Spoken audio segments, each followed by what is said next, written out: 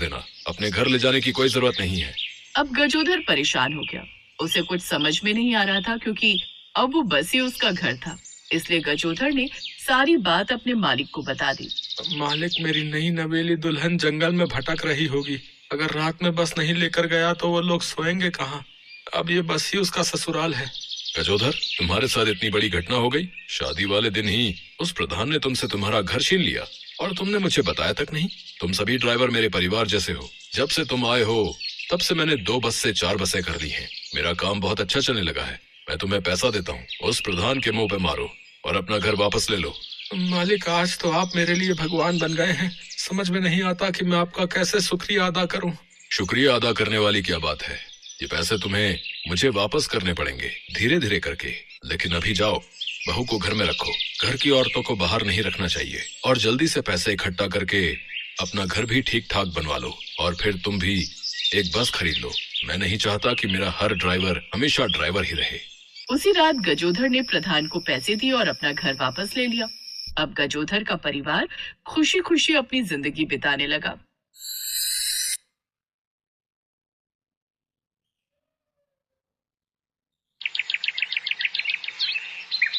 रमेश अपनी बारात साइकिल से पैदल ही ले जा रहा था। और शादी है भाई, शादी है। आज मेरे दोस्त की शादी है।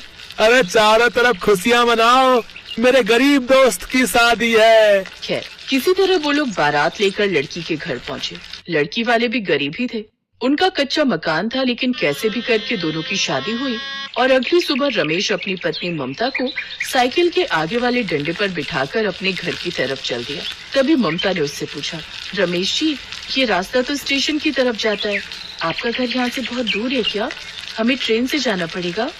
नहीं ममता, बस ये समझ लो, स्टेशन के पास ही तुम्हारी ससुराल है। जल्दी से घर चलिए, मुझे अपनी ससुराल देखने का बहुत मन हो रहा है। ममता को अभी तक ये नहीं पता था कि ससुराल देखने के बाद उसकी आंखें फटी की फटी रह जाएंगी। खैर, साइकिल चलाते चलाते रमेश ममता को स्टेशन से लगभग 2 किलोमीटर पहले जंगल के बीच एक रेलवे की पटरी पड़ी, जहाँ पर एक पुरानी बोगी खड़ी थी।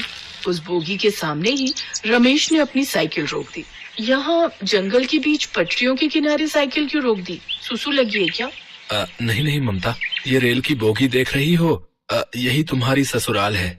ये देखकर ममता हैरान हो गई। आपके आगे पीछे कोई नहीं है ये तो मुझे पता था, लेकिन आपके पास घर भी नहीं है ये नहीं पता था। क्या अभी भी तुम मेरा साथ दोगी ममता? ये कैसी बातें कर रहे हैं आप? मैं तो पहली ऐसी लड़की होंगी जिसकी ससुराल ट्रेन में होगी। अब देखना, इस ट्रेन की बोगी को मैं इतना सजा सवार दूंगी कि किसी महल से कम नहीं लगेगा।